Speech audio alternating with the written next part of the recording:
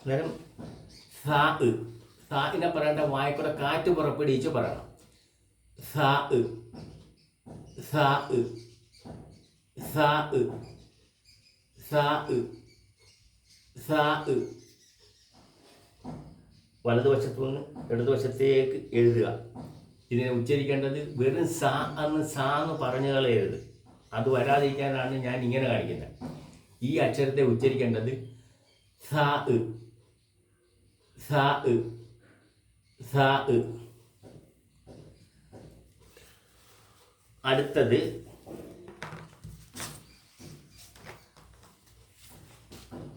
ജീം. ജീം.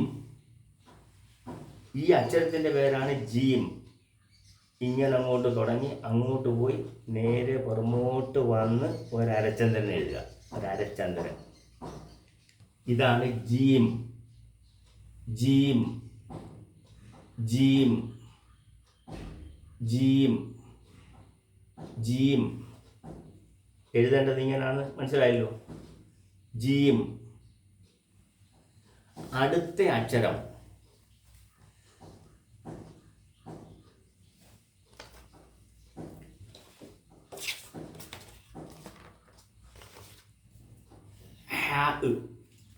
ഹാക്കിനെ പറയേണ്ടത് തൊണ്ടയ്ക്കൂടെ കാറ്റ് പുറപ്പെടുവിച്ച് പറയണം. നമ്മൾ കടുപ്പത്തിലുള്ള ഒരു ചായ കുടിച്ചിട്ട് നമ്മൾ തൊണ്ടയ്ക്കൂടെ ഇങ്ങനെ കാറ്റ് പുറപ്പെടുവിച്ച് പറയും.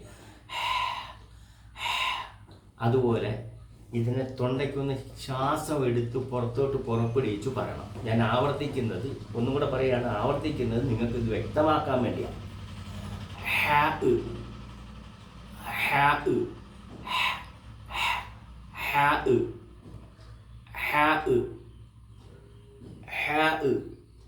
ഇതിനെ എഴുതേണ്ടതും ഇങ്ങനെ അങ്ങോട്ട് പോയി നേരെ പുറമോട്ട് ഇങ്ങനെ വളച്ച് ഒരു അരച്ചൻ തന്നെ എഴുതുക. ഇങ്ങനെ അങ്ങോട്ട് പോയി നേരെ പുറമോട്ട് വന്ന് ഇങ്ങനെ. അത് ഒരു 50 പ്രാവശ്യം അല്ലെങ്കിൽ 100 പ്രാവശ്യം നിങ്ങൾ ആവർത്തിക്കണം.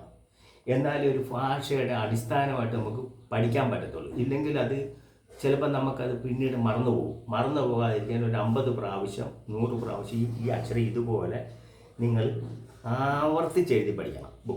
ബുക്കും പേനായും എടുത്ത് വെച്ചുകൊണ്ട് ഇത് പഠിക്കാനിരിക്കുകയാണ്. ആവർത്തിച്ച് പിന്നീട് എഴുതി പഠിച്ചോണം. ഇപ്പോൾ ഒന്ന് സാമ്പിൾ എഴുതുക. അപ്പം തൊണ്ടയ്ക്കൂടെ കാറ്റ് വരണം.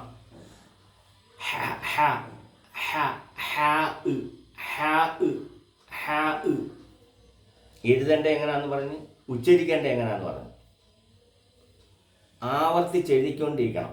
പിന്നീട് അടുത്തത്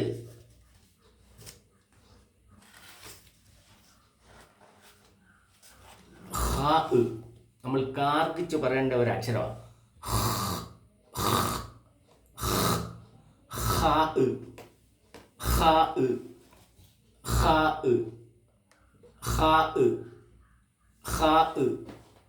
എഴുതേണ്ട എങ്ങനെയാണെന്ന് പറഞ്ഞാൽ താഴെ നിന്ന് മുകളിലോട്ട് പോയി ഇങ്ങനെ അങ്ങോട്ട് പോയിട്ട് നേരെ പുറകിലോട്ട് ഒരു അരച്ചൻ തന്നെ എഴുതുക, വരയ്ക്കുക.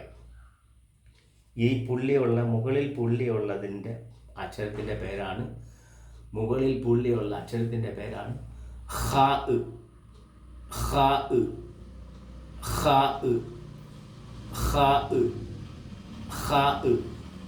കാർക്കിച്ച് പറയണം.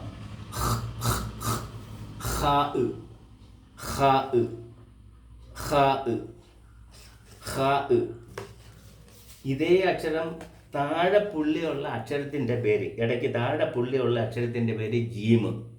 താഴെ പുള്ളിയുള്ള അക്ഷരത്തിൻ്റെ പേര് ജീം. മുകളിൽ പുള്ളിയുള്ള അക്ഷരത്തിൻ്റെ പേര് ഹാ.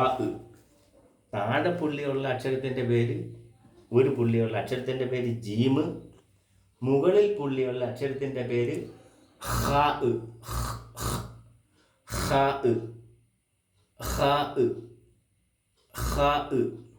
ഒന്നും കൂടെ ഞാൻ ആവർത്തിക്കുകയാണ്. നമ്മൾ നേരത്തെ പഠിച്ചത് അലിഫ്. ഒന്നേന്ന് എഴുതുന്നതിന് അലിഫ് എന്ന അറൽ പറയുന്നത്. അലിഫ് അലിഫ് അലിഫ് അലിഫ്. താഴെ ഒരു പുള്ളിയുള്ള അക്ഷരത്തിൻ്റെ പേരാ ബാ.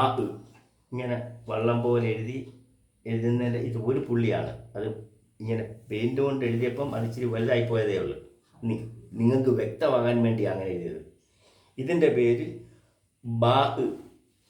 ബാ ബാ ബാ.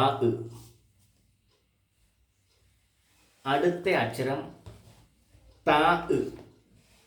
താ താ അങ്ങനെ ഒരു ഉച്ചാരണം ഉണ്ട്. കാരണം ഇതിനെ താ തീ തൂ എന്നൊക്കെ പിന്നീടേ പറയത്തുള്ളൂ. അകാരം ഇകാരം ഉകാരം കൊടുക്കുമ്പോഴേ ബാ ബി ബു താ തീ തു എന്ന് പറയത്തുള്ളൂ. ഇപ്പം തുടക്കത്തിൽ ഇങ്ങനാ പറയേണ്ടത് താ. ബാ കഴിഞ്ഞപ്പോൾ അടുത്തതിനെ പറയേണ്ടത് താ. ഇത് ബാ ആണ്, അടുത്തത് താ ആണ്.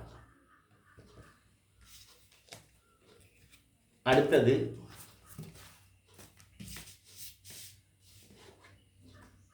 സാ. മുകളിൽ 3 പുള്ളിയുള്ള അക്ഷരത്തിൻ്റെ പേരാണ് സാ. ഞാൻ നേരത്തെ പറഞ്ഞു വായിക്കൂടെ കാറ്റ് പുറപ്പെടുവിച്ചു പറയണം. സാ. സാ. വെറും സാ എന്ന് പറഞ്ഞാൽ സീൻ എന്നുള്ള ഒരു അക്ഷരമായി പോകും. അത് പിന്നീട് സീനെ ഞാൻ പറഞ്ഞുതരും. ഇത് ശ്രദ്ധിക്കണം. ഉച്ചാരണത്തിൽ നമുക്കിങ്ങനെ പറയണം. സാ സാ സാ സാ സാ സാ. അടുത്തത് ജീം. ഇതിൻ്റെ പേരാണ് ജീം. മലയാളം ഉൾപ്പെടുത്തിയിട്ടുണ്ട്. ജീം. ജീം എഴുതേണ്ട ഇങ്ങനെ അങ്ങോട്ട് പോയി നേരെ പുറമോട്ട് വന്ന് ഇങ്ങനെ വളച്ചെഴുതണം. ഇടത്തുനിന്ന് വലത്തോട്ട് പോയിട്ട് വലത്തുനിന്ന് ഇങ്ങനെ